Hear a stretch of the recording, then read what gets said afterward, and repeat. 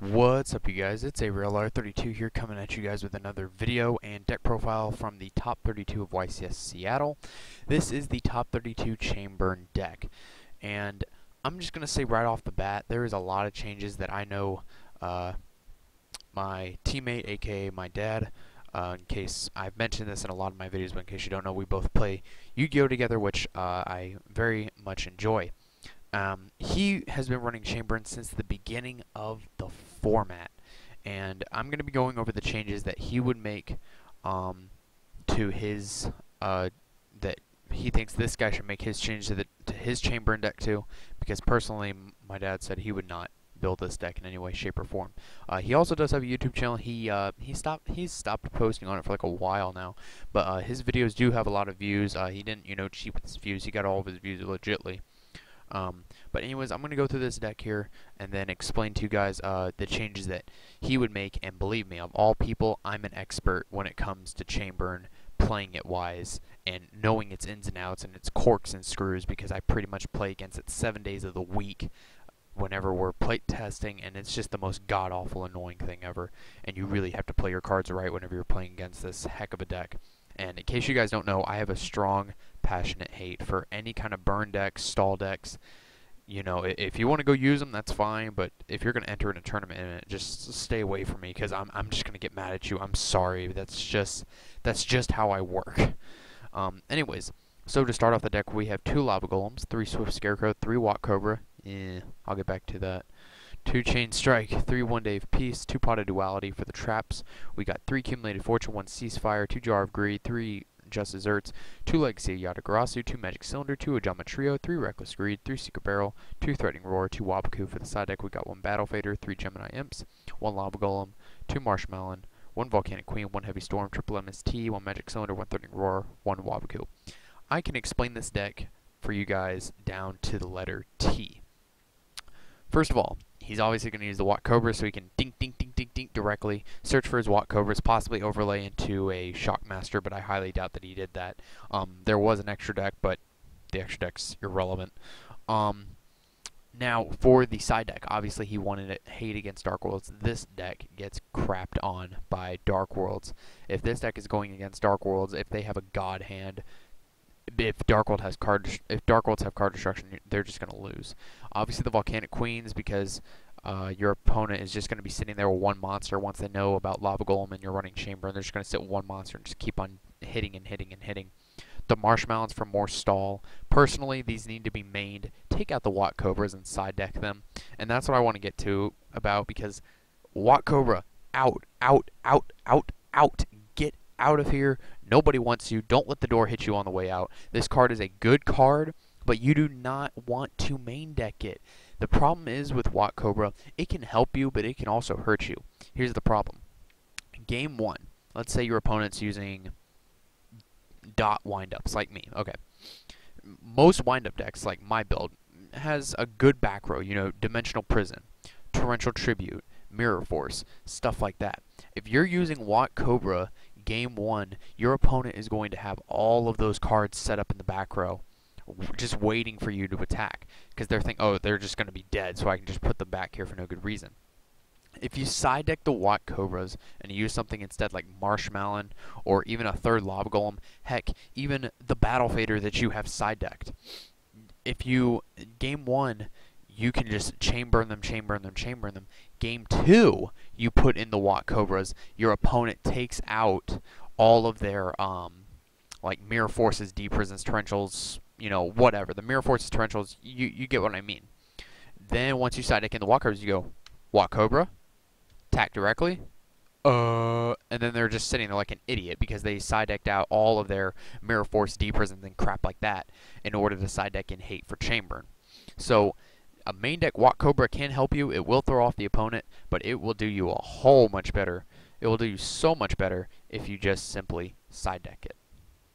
And another thing, you guys, the thing is with WAT Cobra is that if you throw it in Game 2, like especially to regional, okay, your opponent's like, okay, Game 1 Chamber, okay, whatever, they take out all their Deepers and Mirror Forces and all that stuff. You throw in your WAT Cobras, and you're going to be sitting pretty with that WAT Cobra because they're not going to have any responses. And they're just going to be like, okay, well, can't do nothing.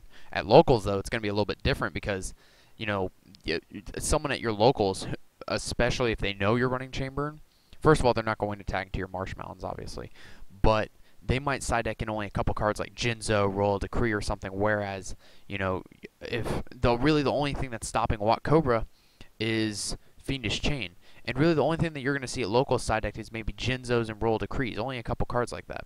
Whereas if you go to a regional, they're going to take out a lot of stuff. Now, if your opponent does not side deck at all, then don't throw in the WAT Cobras, because then they're going to have all the D Prison Mirror Force and stuff. I'm sure you guys already know that, but I mean, you just, obviously you wouldn't do that. If your opponent just says, no, I'm not going to side, just be like, alright, cool. And then you just chain burn the crap out of them.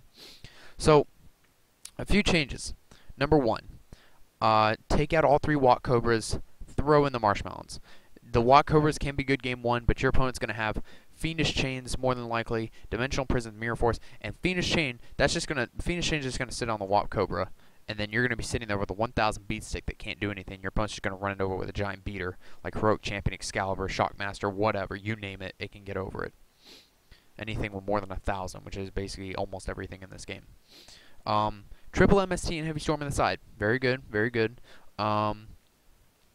The double legacy, you know, you didn't want to go too much on the draw power, and that's the thing with Chainburn, is that with Chainburn, a lot of people think, oh, it doesn't really take a lot of skill. Well, it kind of does. Like, I hate the deck personally. I hate it with a burning, fiery passion, and I'll never use it competitively. I'll use it just to play test around it and just to understand the deck and the chains and all that. But really, you have to really understand the chains when it comes down to it. You know, your opponent goes Heavy Storm, you have 5 back row. You know, you want to perform that chain correctly. You know, so that's where it comes down to, it is just that if you know the chains like the back of your hand, you're going to be good in that department all day long.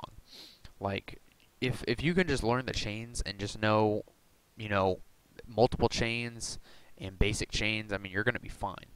But this deck does take some practice. Don't think just because, oh, it's a chamber deck, it doesn't take a lot of skill. I've tested it. It takes a little bit of practice. Throw in Battle Faders. Personally, I mean, you could switch out the 3 WAT Cobras for anything. I mean, you could take out 3 WAT Cobras for 3 Marsh Mountain. You could take out 3 WAT Cobras for 3 Battle Fader. Honestly, I would probably take out 3 WAT Cobras for 3 Battle Faders personally. That's just my opinion. You guys can, you know, do whatever it is you want with the deck, because the only kind of protection that he has against attacks is double Threatening Roar, which he should go triple on, double Wabaku, double Magic Cylinder, which, I mean, it's kind of meh. Because here's the thing, though.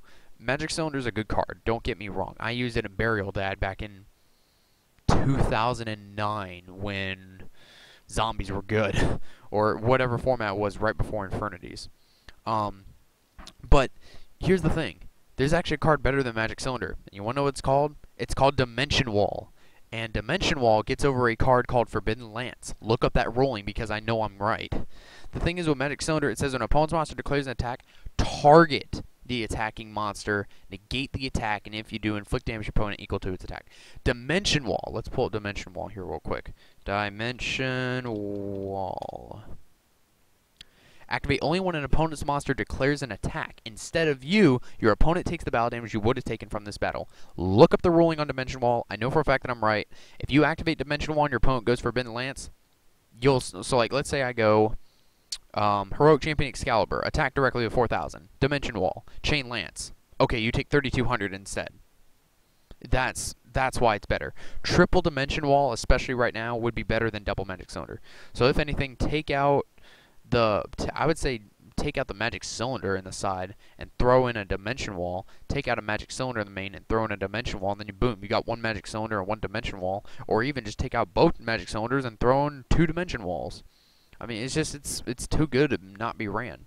So there's a lot of changes that can be made to this deck. There's a lot of different versions of Chamberlain. Let me know what you guys think.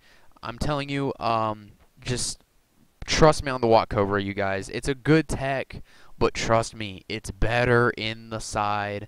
If your opponent side decks, you can side deck in the WAT Cobras in game 2. And then anything else that you'll need.